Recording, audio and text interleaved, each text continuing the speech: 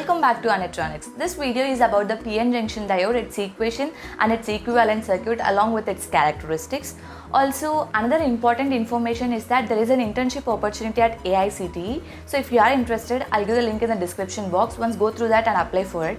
They're inviting applications for the appointment of part-time paid interns. Do subscribe and hit the bell icon to get updated with my new videos. Now let's get into the topic. PN junction. A PN junction is formed when an N-type material is fused together with a P-type material, creating a semiconductor diode. Here, when the N-type semiconductor material and the P-type semiconductor materials are first joined together, a very large density gradient exists between both sides of the PN junction. The result is that some of the free electrons from the donor impurity atoms begin to migrate across the newly formed junction to the P side.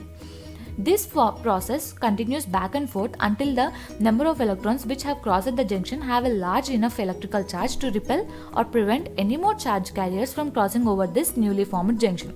Eventually, a state of equilibrium will occur, producing a potential barrier zone around this formed junction.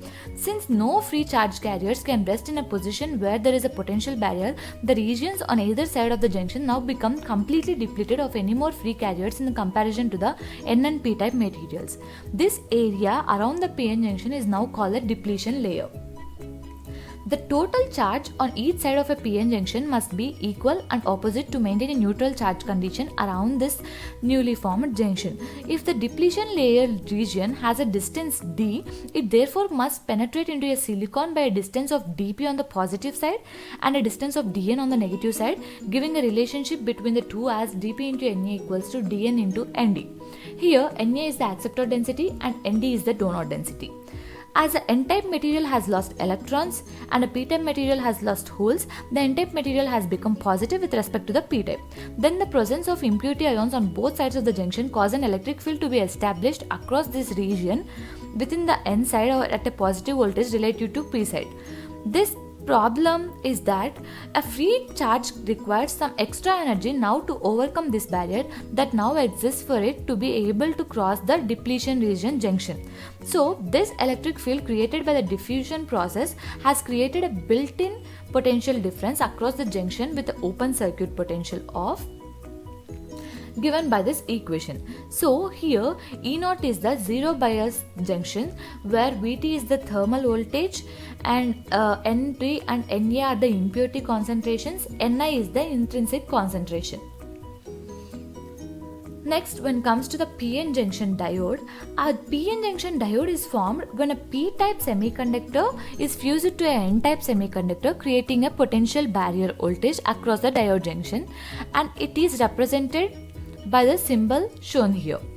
A PN junction diode is one of the simplest semiconductor devices around and which has the characteristic of passing current only in one direction. However, unlike a resistor, a diode does not behave linearly with respect to the applied voltage, as a diode has an exponential current voltage relationship, which will be discussed further.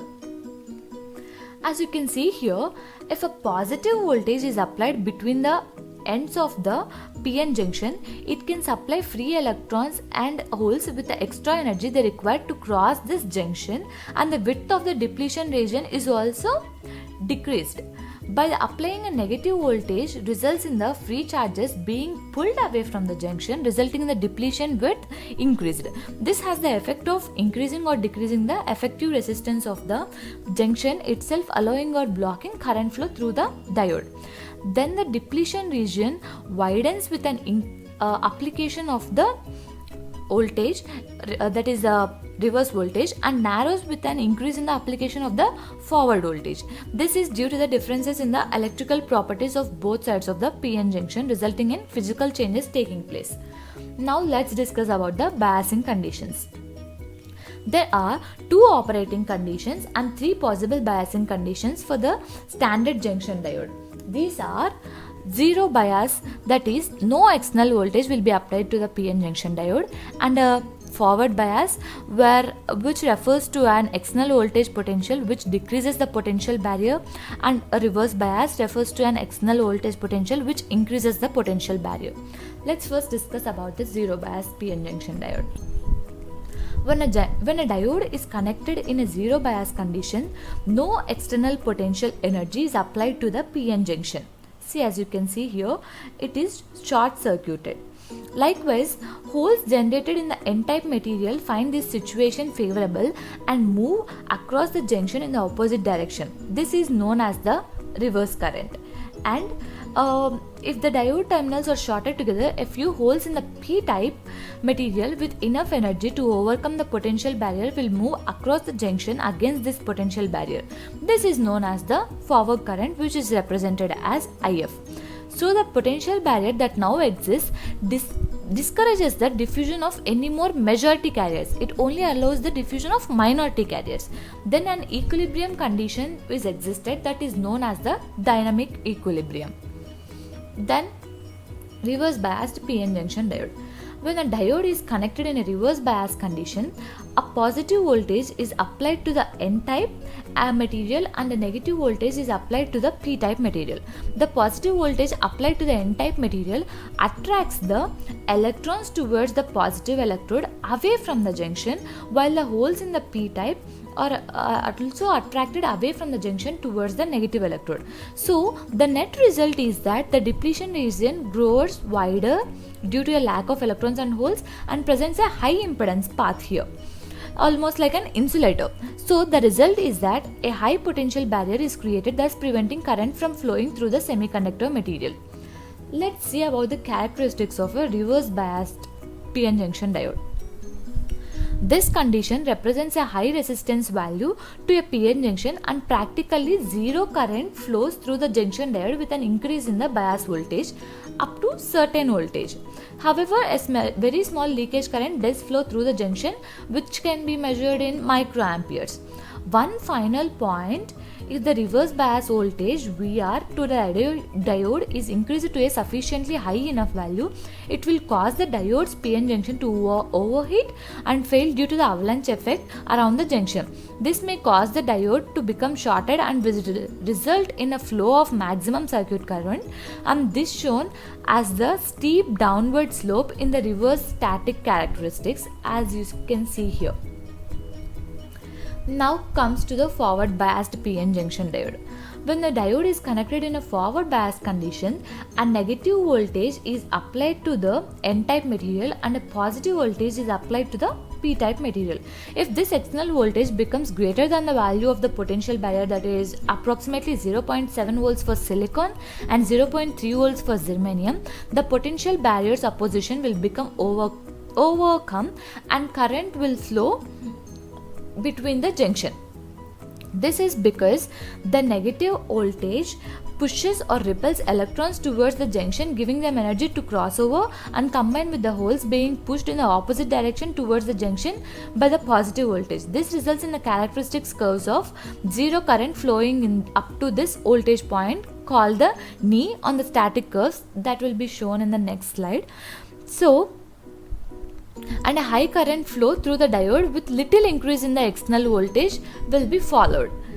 See, you can see that in the forward characteristics curve. Here, the application of forward biasing voltage on a junction diode results in the depletion layer becoming very thin and narrow, which represents a low impedance path through the junction, thereby allowing high currents to flow.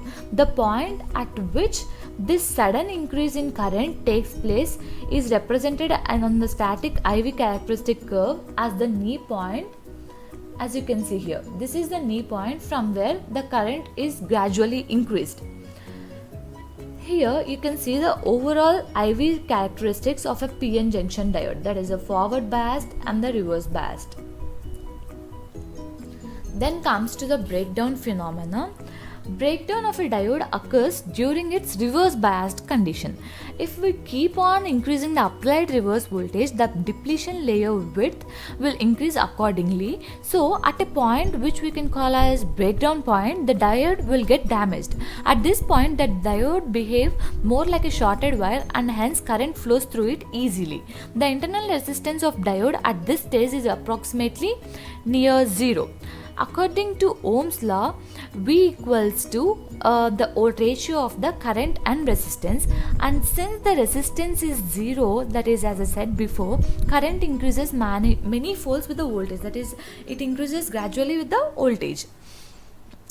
Here Electrical breakdown of any material can occur due to two phenomena, that is the Zener breakdown and avalanche breakdown.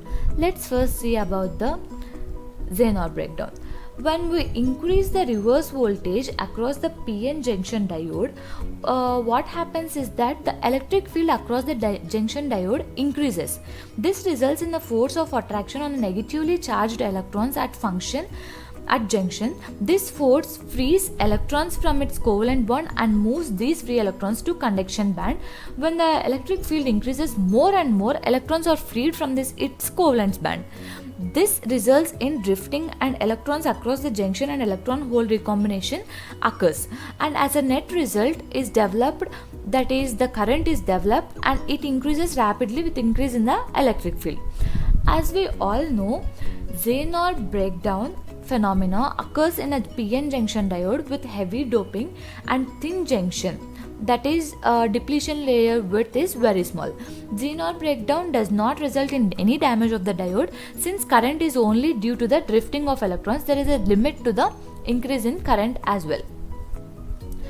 As you can see here, Zener breakdown occurs before the avalanche breakdown. Now comes to the avalanche breakdown. It occurs in a PN junction diode which is moderately doped and has a thick junction, that is its depletion layer width is very high. Avalanche breakdown usually occurs when we apply a high reverse voltage across the diode. So as we increase the applied reverse voltage, the electric field across the junction will go on increasing. At certain point, all the covalent bonds freeze the electrons, and with high velocity these electrons collisions and forms the electron hole pairs. Then at certain point this results in the current that rapidly increases. We learned that avalanche breakdown occurs at a voltage VA which is higher than the Zener breakdown voltage VZ. The reason behind this is simple. We know that avalanche phenomenon occurs in a diode which is moderately doped and junction width is D. Here as you can see equals to V by D. In Zener breakdown, as we discussed earlier, D is small. That is the width of the depletion region is very small. So in a Zener breakdown, the electric field necessary to break electrons from covalent bond is achieved with lesser voltage than in avalanche breakdown. The reason is thin depletion layer width. In avalanche breakdown, the depletion layer width is large, and so the D value is large, and hence much more reverse voltage has to be applied to develop the same electric field strength, that is to cross the junction. So that is how the Zener breakdown and avalanche breakdown occurs. This is all about the PN junction diode. So if you have any queries regarding this topic, please reach us at anitronics.info@gmail.com. Thank you for watching this video.